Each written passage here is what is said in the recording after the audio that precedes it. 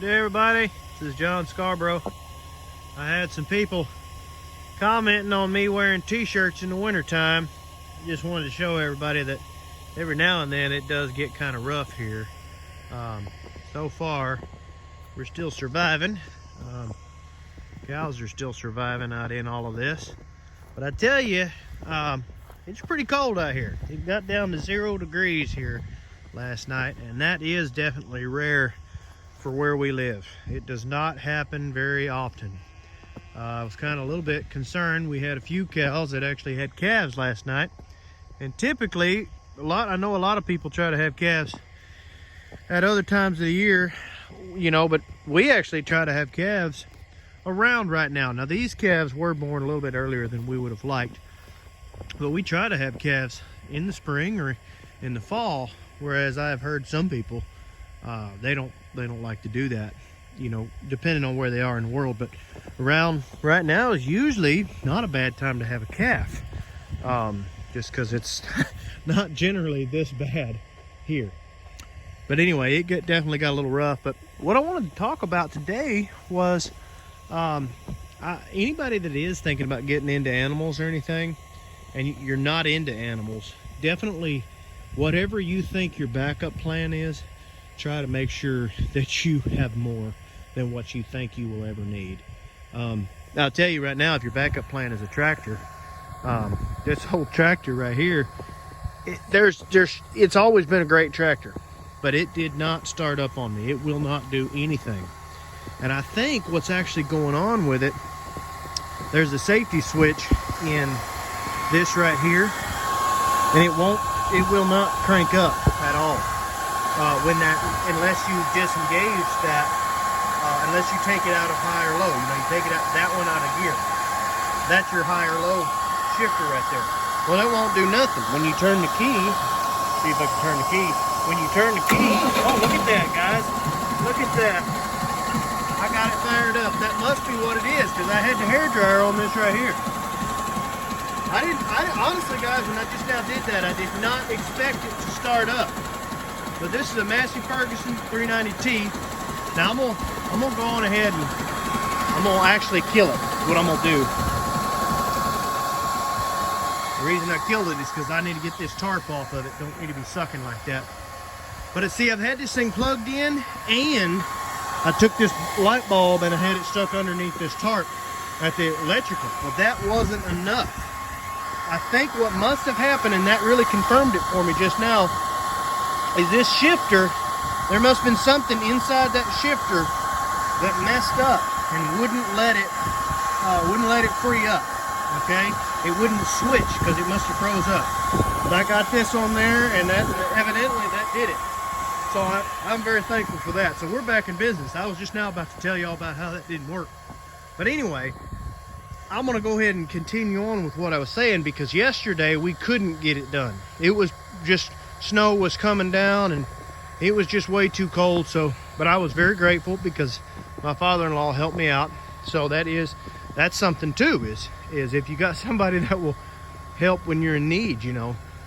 But if you don't have any of those things, or whether you do or not, always have a backup plan. You see this right here? This is hay that I have specifically placed out here. Even though I have a barn, I have it placed out here. Now, typically I have more than this, but we already had to use some so far, and we may have to use more because the rest of this week is still going to be bad. Okay, so this is hay that I've placed out here in order to make sure that I have something extra, because we can always grab that and pull it down these hills. Okay, if you don't have hills in your area, then you're not going to have that. But if you do, have a hillside with a couple extra bales just in case, okay? Because you don't really know what's going to happen. At least if you have a hay bale on a hillside, you can unroll. If you don't have a hillside, then I would say just have some hay bales placed in separate places, and get some of this hot wire right here. You're not going to be able to see it real easy because of the snow, but get some of this hot wire here and net you know, get it boxed off where they can't get to that hay, and just use that hay for, if it's real bad, you can at least get your cows to walk, because cows can still walk through the snow. Even if you can't get your tractor started up, even if it's too slick to do anything, you can still get your cows to walk out there to those spots and take that stuff off. I've heard a lot of people, I'll tell them that, and they're like, well, I don't want to have my hay sitting out because they got a barn somewhere. Well, I got mine sitting in a barn too. The guy I'm leasing my property from, he lets me use that barn. But I'm going to tell you, it's definitely well worth it. This stuff is net wrapped, and that's going to be a big thing. When it's net wrapped instead of wrapped with a string, it will stay so tight it hardly get any water in there. This hay is 2 years old, and it's still doing pretty good. Okay. So honestly, you're going to want to get it fed up first. So at the end of the year, once you start getting to the end of your winter, if you've got any hay sitting out like that, go on ahead and start feeding that stuff up, okay? Definitely if it's 2-year-old hay that's been sitting out, go on ahead and feed that stuff up. If you do have any 2-year-old hay, what I would suggest is to open it up, let them have that hay first your next year, you know, and then have some other stuff that you just preset that summer, some brand new stuff. That way you've always got your backup plan ready to go. Because when it does get down bad like this, especially temperatures that they're not used to. Some of you guys that are raising cows up in country where it gets down to nothing, you know, where it gets down way below zero, you know, y'all's cows are acclimated for that. Our cattle are not. Okay, these cattle come from generations of cows that were raised down here where they they don't know anything about 0 degrees. And last night it touched all the way down to 0. I will say something interesting for me.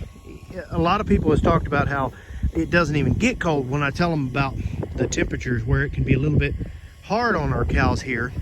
They talk about how it's not it shouldn't be a problem because their cows will get down to those negative numbers. Well, I've seen a very interesting thing here because we've actually gone through probably about 4 days below freezing, and we've got another 4 to 5 days we're going to stay below freezing. That's something that doesn't happen to us here in the South. Very, very seldom, or at least not here where I live and not where I grew up over there in East Texas. Very seldom is it below 0 for, I mean, 48 hours is a long time to be below 0 here. So typically we get down way down to cold temperatures, and we'll get down to 7 degrees sometimes, you know. That's pretty cold. But it isn't abnormal to get down into the teens. But the problem is it hasn't been cold long enough for the humidity to freeze off. So it's going to be really, really, really cold still, okay?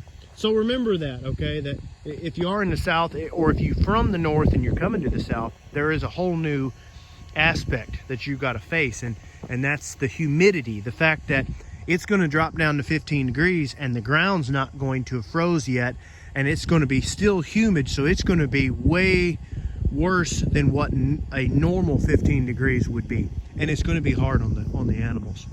So just keep that in mind. And anybody that's getting ready to get into any animals or anything, make sure you think about cover all your bases and then double whatever that backup plan is. Double it. Do whatever it takes, you know, have lots of backup plans in place. The nice thing about this place is there's so much cover here for these animals. There's so many trees and low draws down in there, and back in there, I've made a video back in the past during the summer months about mob grazing versus rotational grazing, and it was down in that area where I was at. And that area is a very good area. It's very covered. That's the north back there, so that's mature timber. So the north is protected there, but they're protected from the west, the east. I mean, they're protected from everywhere down in that draw, and then they got the trees covering them, and there's several evergreens that grow up down in there. So that's protecting them even from snow and sleet. They spent an awful lot of time down in there during this cold weather, and they're doing quite well. There are a few that had those calves, and they're definitely pushing, but they're okay. They're still making it just fine.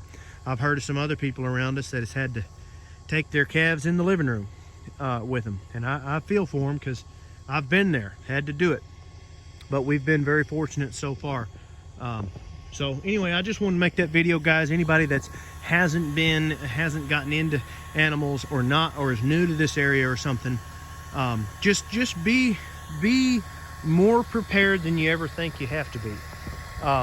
And keep that in mind too about your tractor. If you own a Massey Ferguson 390T and you have that little problem in here where it's cold, this gear shifter, now I don't know which one did it because I put heat on the key and I also put heat right here. So I don't know which one it was, but that gear shifter has a safety in it where it won't start until it shifts, okay? But whatever I did seemed to fix that. So anyway, guys, just wanted to show that real quick. So thanks everybody. Don't forget to like and subscribe and definitely stay warm.